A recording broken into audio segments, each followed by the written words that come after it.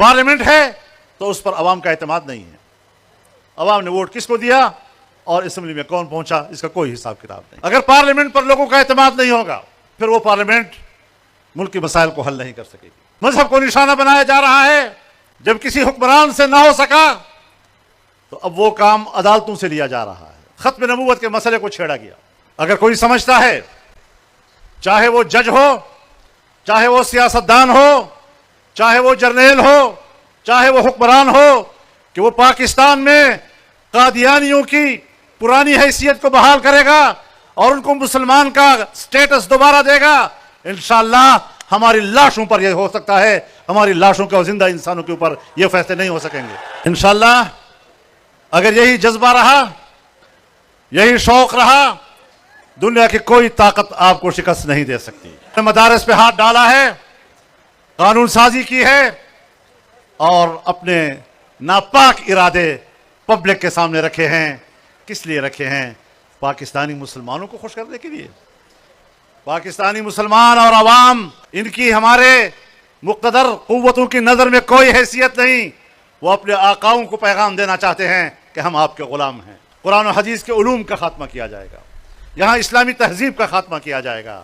تم نے امریکہ سے عہد و پیمان کیا کہ تم قرآن و حدیث کے علوم کا خاتمہ کرو گے, ان کے مدارس کا خاتمہ کرو گے, اسلامی تہذیب کا خاتمہ کرو گے, اور میں نے مدینہ منورہ میں آقا نامدار سے وعدہ کیا ہے. ہم پاکستان میں علوم اسلامیہ و قرآن و حدیث اور ان کے مراکز, مدارس اور اسلامی تہذیب, ان کے تحفظ کے لیے جان دے دیں گے, لیکن تمہارے ایجنڈے کو کامیاب نہیں ہونے دیں گے. لبیک لبیک. دینی مدارس کے خلاف اپنا ایجنڈا اور اپنی ذہنی غلاظت اگر تم پبلک کے سامنے رکھ سکتے ہو اور ان کے خلاف اعلان جنگ کر سکتے ہو امریکہ کی پشت پناہی میں, تو آقا نامدار کی پشت پناہی میں ہم بھی آپ کے خلاف اعلان جنگ کر سکتے ہیں. مقابلہ ہوگا, جہاد ہوگا, دیکھا جائے گا کہ تم کس طرح دین کو ختم کر سکتے ہو اور مدارس کو ختم کر سکتے ہو.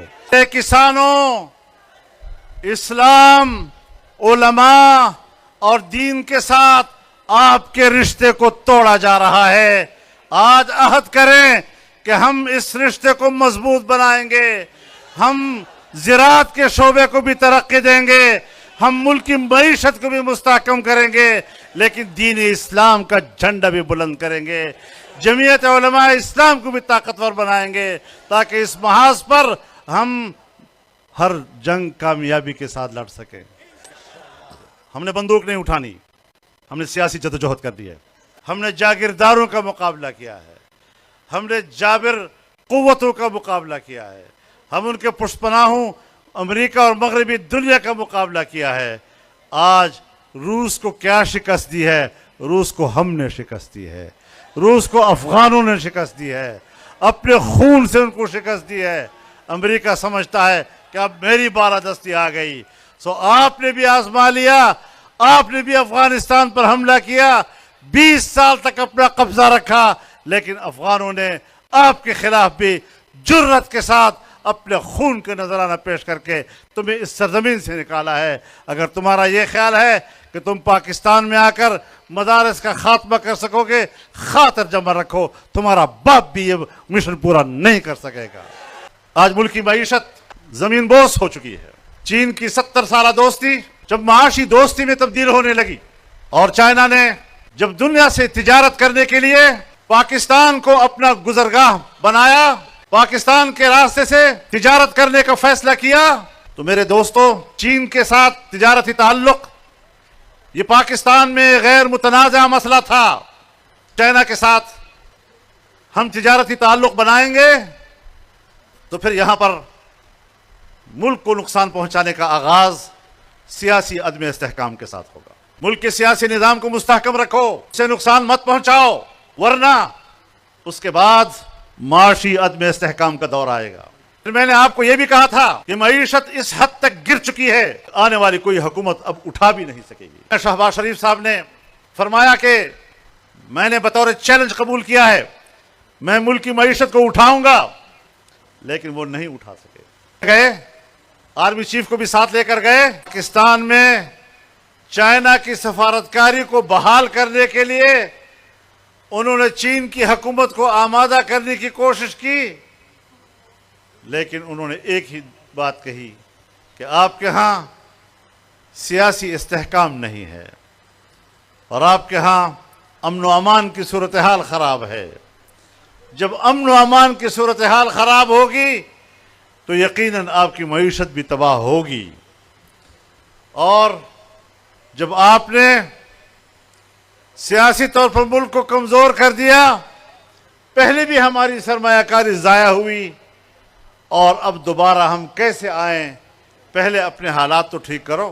जो मैं यहाँ आपके सामने पब्लिक में बात कर रहा हूँ, मैंने प्राइम मिनिस्टर की मौजूदगी में कौमी असम्बली के अंदर उनके सामने ये बात कही है। मैंने उनसे कहा बसात एहतराम, आप दोनों चाइना गए, लेकिन आप तस्लीम करें कि आप कामयाब होकर वापस नहीं आए। वहां पर चीन के सदर ने जिस पैराए में गुफ्तगू की थी, उसके बाद चीन के एक मिनिस्टर आए और यहाँ इस्लामाबाद में तमाम सियासी जमातों के नुमाइंदों से बात की। उसमें भी हमने पाकिस्तान के अंदर उनकी सरमायाकारी को खुशामदीद कहा, उनके मजबूत ताल्लुक का तज़किरा किया। उन्होंने इसकी नफ़ी नहीं की, लेकिन ये बात ज़रूर कही कि आपके यहाँ सियासी अदम इस्तेहकाम भी है और आपके यहाँ सियासी तौर पर, माशी तौर पर भी इस्तेहकाम नहीं है, अमन व अमान की सूरत हाल भी ख़राब है। पहले इनको ठीक तो करो ताकि हम आ सकें। पाकिस्तान के पास पहले से गंदम का ज़ख़ीरा मौजूद था, फिर गैर ज़रूरी तौर पर बाहर से गंदम क्यों मंगवाई गई? और सुना यही है कि वो भी गैर मेयारी गंदम था और अपने मुल्क की उसी साल की गंदम आज ज़मींदारों के घर में पड़ी हुई है। क्यों?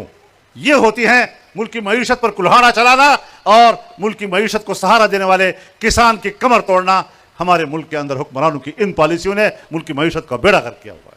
नाज़रीन इकराम, आपने वीडियो देखी मौलाना फजल रहमान का इंतहाई फ़िक्र अंगेज़ किस्म का खिताब। मौलाना फजल रहमान ने महंगाई से लेकर चीन के साथ ताल्लुकात और जो सी पैक के हवाले से तमाम चीज़ों पर मौलाना फजल रहमान ने रोशनी डालते हुए कहा कि अगर अब भी यही सूरत बरकरार रही, जो हालिया सूरत है इस मुल्क के अंदर, लोगों को जिस तरह से पाबंद किया हुआ है, लोगों का जीना मुहाल करके रखा है, अब ऐसा इनकलाब आएगा कि ये पूरी दुनिया याद रखेगी। पाकिस्तानी अवाम अब चुप नहीं बैठेगी, क्योंकि इस मुल्क के साथ जितना जुल्म हो चुका है, खुदारा अब बस कर दें, बहुत हो चुका है। अब हम लोगों ने बाहर निकलना है और चंद मिनट के अंदर हम पूरा पिंडी इस्लामाबाद बंद कर देंगे। नाज़रीन इकराम, ये थी आज की हमारी वीडियो। चैनल पर जो नए चैनल को सब्सक्राइब कर लेंगे। वीडियो तक अल्लाह हाफ़िज़।